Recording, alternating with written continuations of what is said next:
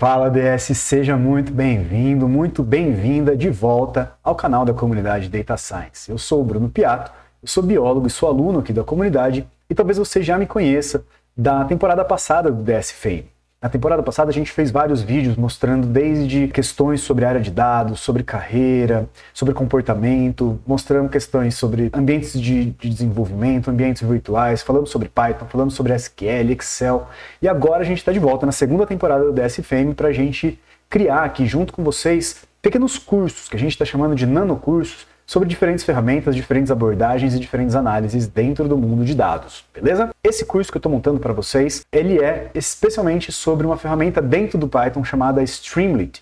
O Streamlit, ele é um framework dentro de Python que permite a gente desenvolver aplicativos web. O que significa isso? Significa que a gente vai conseguir fazer aquelas aplicações em web com extrema facilidade e rapidez, beleza? Eu preparei esse curso pensando em você que já tem algum conhecimento em Python, que você já tem alguma noção, já se iniciou na programação em linguagem Python, mas se você ainda não conhece Python, não tem nenhum tipo de contato com Python, eu te convido a assistir as aulas de Python que estão presentes aqui no canal. Se você procurar lá, a gente tem uma playlist que é um curso de Python gratuito para você fazer, beleza? Então você pode fazer aquele curso, né, assistir aquelas aulas e depois você volta aqui para a gente aprender como que a gente faz para mostrar as nossas análises usando essa ferramenta que eu estou te mostrando aqui, chamada Streamlit, beleza? Mas antes da gente começar o curso, eu quero te convidar a se inscrever aqui no canal, pois isso é extremamente importante para a gente. Curte esse vídeo e compartilha ele com pessoas que você acha que podem se beneficiar desse conhecimento também, beleza? E não esquece de comentar aqui se você gostou ao final do vídeo.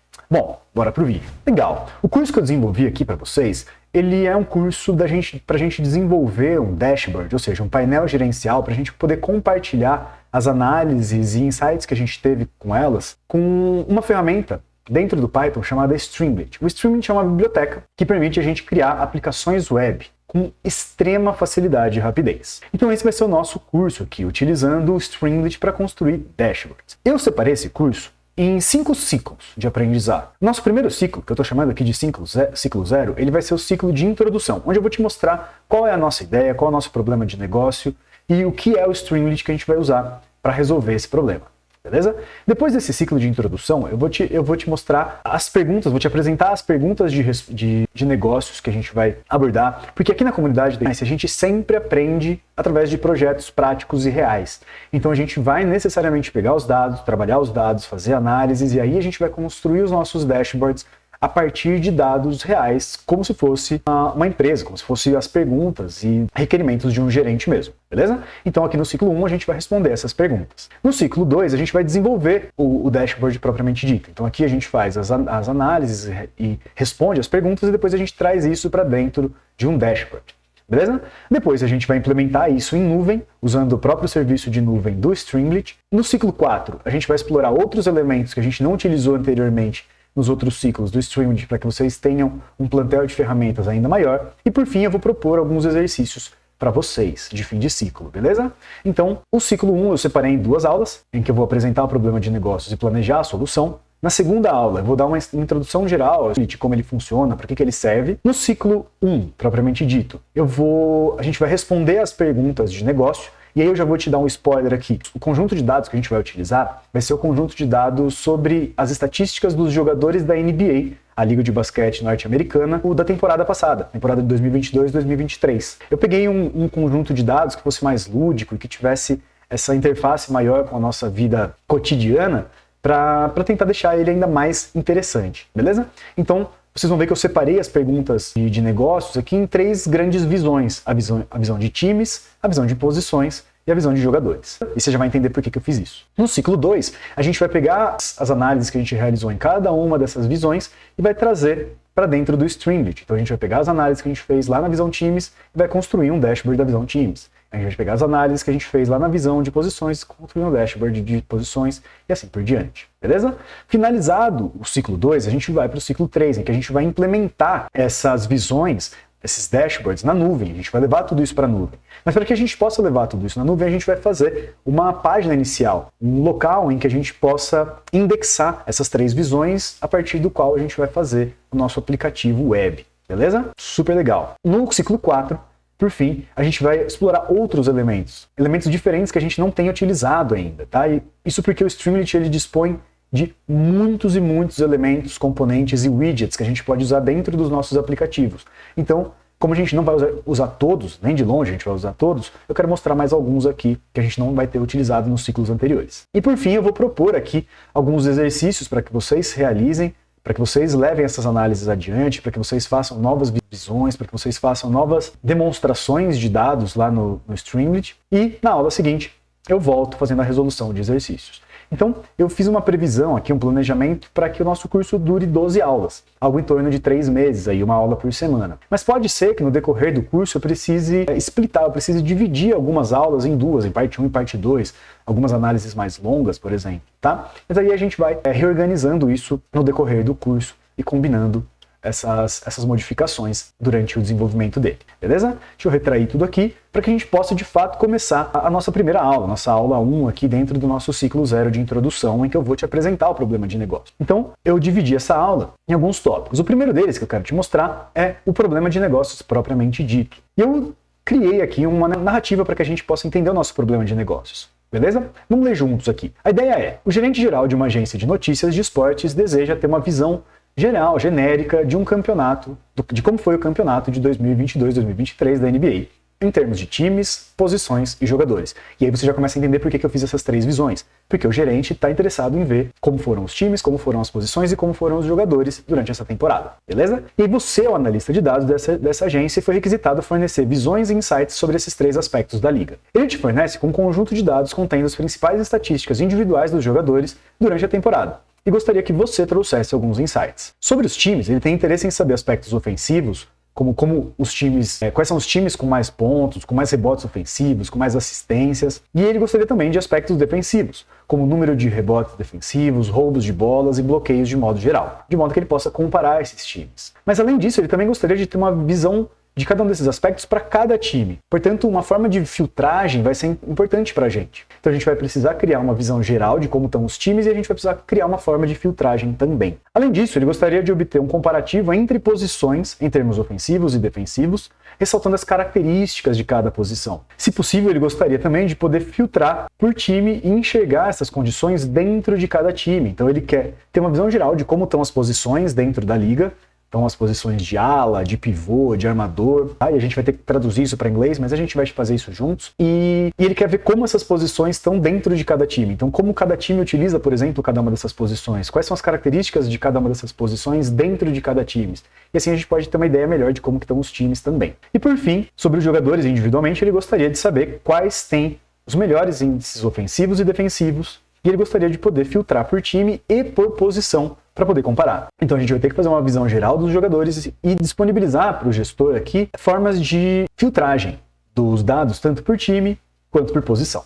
Beleza? Mas antes da gente seguir, eu vou deixar aqui na tela para você tirar um print aí ou pausar o vídeo e a partir desse problema de negócios fazer um exercício aqui. Eu já vou propor o nosso primeiro exercício. A partir desse problema de negócio, tenta criar aí na sua cabeça, ou escrever num caderninho, ou no bloco de notas, onde quer que seja, que perguntas, como você traduziria esse problema de negócio em termos de perguntas a serem respondidas com os dados. Então, a ideia aqui é traduzir isso, esse problema de negócio mais genérico, em perguntas específicas, em hipóteses a serem testadas com os dados. Beleza? Esse é um exercício fundamental para quem quer virar analista de dados. Bom, então agora eu vou continuar aqui porque eu quero te mostrar como estão os dados. Os dados eles foram obtidos aqui a partir de um conjunto que está disponível lá na plataforma de desafios de dados chamada Kaggle. Se eu clicar aqui no link, ele abre aqui a plataforma Kaggle para mim, em que eu tenho aqui os NBA Player Stats na temporada 2022-2023. Eu tenho uma breve descrição de como estão os dados aqui, tá? E aqui a descrição das colunas propriamente dita. Então eu tenho aqui o nome da coluna e a descrição sobre ela. Legal? Aí vocês podem dar uma lida, dar uma olhada sobre isso, investigar cada uma delas, ver o que elas significam nesse conjunto de dados. Mas o que eu quero mostrar para vocês é um pouquinho mais aqui embaixo. Aqui a gente tem todo o nosso conjunto de dados, né? Esse arquivo.csv aqui, ele tem ao todo 30 colunas e 539 linhas. Isso significa que eu tenho aqui 539 jogadores. Cada linha é um jogador individual. E cada coluna é uma característica ou uma estatística daquele jogador. Então eu tenho aqui, por exemplo, o nome do jogador, player name, a posição em que ele joga, o time no qual ele está jogando atualmente, ou pelo menos naquela temporada, a idade do jogador, o número de jogos em que ele jogou, tá?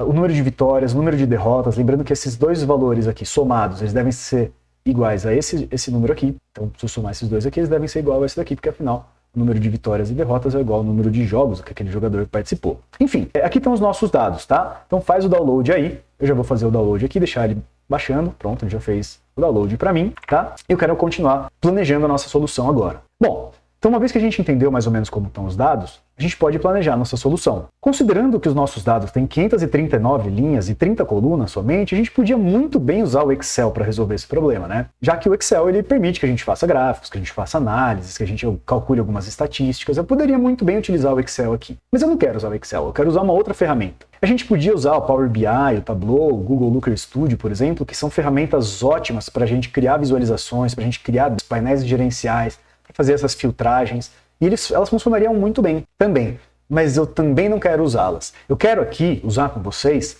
o Python, especificamente. Eu quero fazer tudo em Python. Eu quero fazer as análises em Python, eu quero fazer o dashboard em Python, eu quero fazer o aplicativo web em Python. Então eu quero, sem precisar trocar de ferramenta, fazer tudo aqui através do Python. Para isso a gente vai utilizar a biblioteca Streamlit, que é um framework que permite a gente fazer essas tarefas. Beleza? Então, como que estão os dados afinal? A gente tem um conjunto de dados com 539 linhas e 30 colunas. Cada linha representa um único jogador que atuou na NBA durante a temporada de 2022-2023. As colunas contêm informações sobre os jogadores e as principais características ofensivas e defensivas. E aí a gente deve transformar aquele problema de negócios em perguntas a serem respondidas, que é aquele exercício que eu passei para vocês. E vocês vão ver que hoje eu não vou mostrar as perguntas de negócio especificamente, tá? Eu vou deixar para mostrar essas perguntas quando a gente for lá para as visões específicas de times, de posições e de jogadores, tá? E agora a gente pode, portanto, delinear uma estratégia de como a gente vai fazer para elucidar esse problema.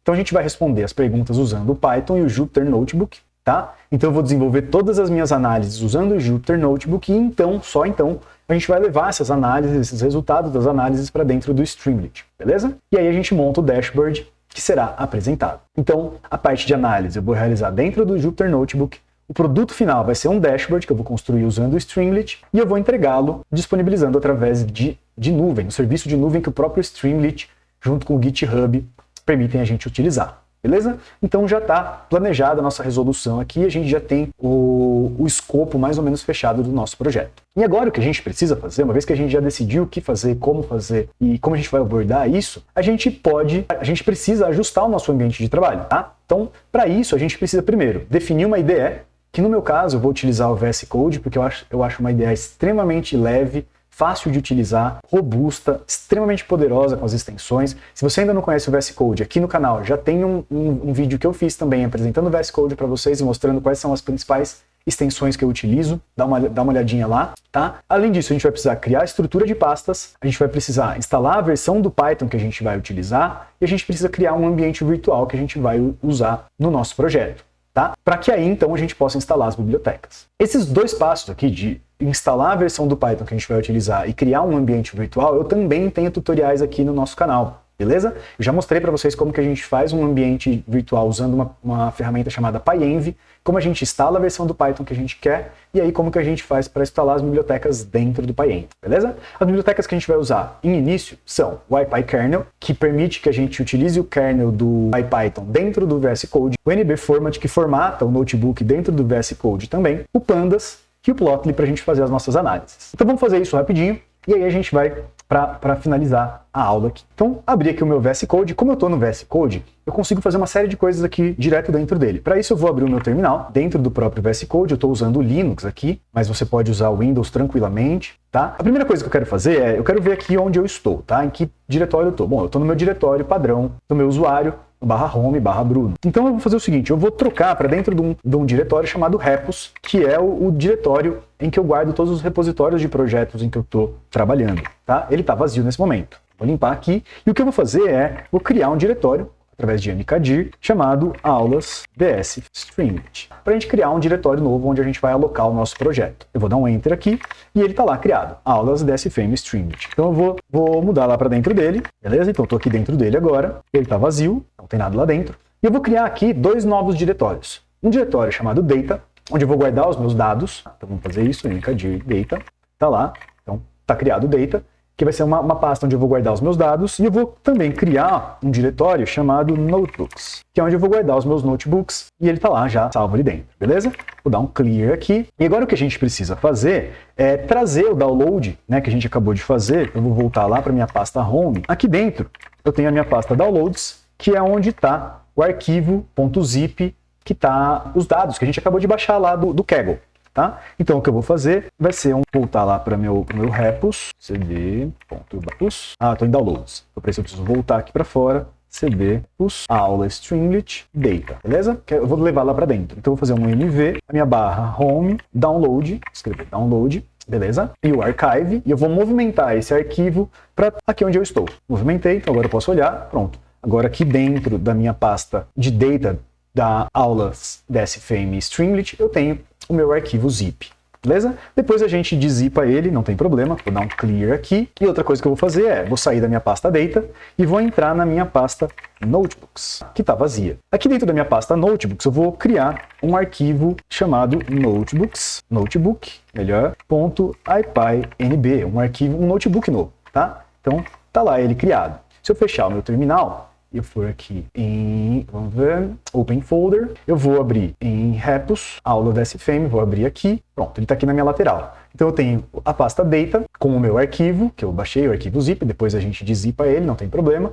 A minha pasta notebooks, que tem o meu notebook aqui, já está pronto para eu começar a trabalhar, beleza? Não vou fazer isso agora, vou abrir novamente aqui o meu terminal, e aqui dentro da minha pasta aulas DSFame, a gente precisa criar o nosso ambiente virtual. Para isso eu vou utilizar o PyEnv, tá? A primeira coisa que a gente precisa fazer é definir qual versão do Python a gente vai querer utilizar para o nosso projeto. Eu vou querer usar a versão 3.10. Tá? Então eu vou lá no pyenv install 3.10. Se eu der um enter aqui, ele vai dizer para mim, olha, você já tem a versão 3.10. Isso porque eu já estou usando a versão 3.10 em outros projetos pessoais meus, tá? Então eu vou simplesmente dizer, não quero continuar a instalação porque eu já tenho o Python 3.10, tá? Mas você aí pode continuar a instalação da forma como você achar melhor, beleza? Além disso, a gente precisa agora criar um ambiente virtual. Então vou fazer um virtual env, vou usar a versão 3.10.13, que é a versão que está instalada aqui na minha máquina, e eu vou chamar esse ambiente virtual de aula DSFame Stringlet, para ficar parecido com o nome da nossa pasta. Vou dar um enter,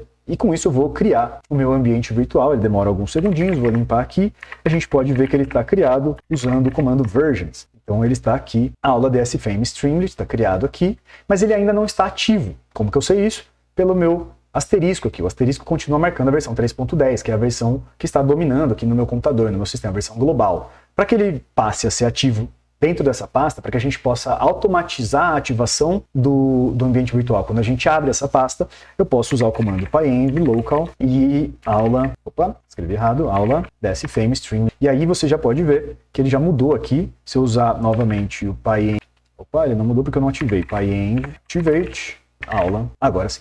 A aula DSFame String. Se eu voltar aqui e der um clear, a gente pode usar pyenv versions novamente, a gente vai ver que agora o meu ambiente virtual, a aula DSFame Stringlet, está ativado. Se a gente olhar aqui no nosso explorador de arquivos, a gente vai ver o arquivo .pythonversion, que é um arquivo que o próprio pyenv cria, dizendo qual é a versão local que deve ser utilizada, que é o ambiente virtual que a gente acabou de fazer, beleza? Bom, então, ambiente virtual criado, a gente precisa usar um pip list para a gente ver o que tem dentro desse ambiente virtual, e a gente pode ver que não tem praticamente nada, só tem o pip e o setup tools, e o pip inclusive está desatualizado. O que a gente vai fazer? Dá um Ctrl C, um Ctrl V aqui, para a gente atualizar o pip, espera alguns segundos, pip atualizado, pip list novamente, está lá, a versão mais recente, beleza? Agora a gente pode instalar as bibliotecas que a gente vai utilizar no nosso projeto, que são o ipykernel, o nbformat, o pandas e o plotly. Se eu der um enter aqui, ele vai instalando todas essas bibliotecas para mim. A gente podia fazer isso no terminal, a gente podia ter feito isso através do Anaconda, se você preferir. Se você for usuário de Windows, você provavelmente vai preferir usar o Anaconda do que o pyenv. Eu gosto muito do pyenv, eu gosto justamente porque eu trabalho aqui em Linux, então eu acho que fica mais fácil para mim, mais intuitivo, mais rápido, tá? Mas se você prefere o Anaconda aí, basta você fazer a instalação do Anaconda Distribution e fazer a instalação, a criação do ambiente virtual e a instalação dos pacotes por dentro do Anaconda, beleza? Vou limpar aqui, vou usar novamente um pip list para ver se a nossa instalação deu certo, tá? Eu posso olhar aqui que, por exemplo, o Plotly está instalado, o Pandas está instalado, o ipykernel está instalado e o nbformat está instalado. Então a gente instalou com sucesso todas as bibliotecas que a gente precisava para começar a trabalhar, beleza? Então aqui a gente finaliza os ajustes do nosso ambiente de trabalho e na próxima aula a gente vai dar uma olhada em como funciona o Streamlit, para que ele serve, para que ele é utilizado e quais são os principais elementos que ele tem. Então aqui já fica a segunda tarefa para você para a semana que vem. Se você quiser se antecipar, abre lá o site do Streamlit e já começa a dar uma olhadinha como que ele funciona, dá uma olhada na galeria, tenta encontrar alguns aplicativos que tenham sido desenvolvidos usando essa ferramenta, beleza? E com isso, a gente finaliza aqui a nossa primeira aula. Eu espero que vocês tenham gostado, eu espero que tenha sido instrutivo por enquanto, e eu tenho certeza que você vai gostar do resto do curso. Vem acompanhar com a gente, que vai ser muito legal, e eu te espero na semana que vem. Um abraço e até lá!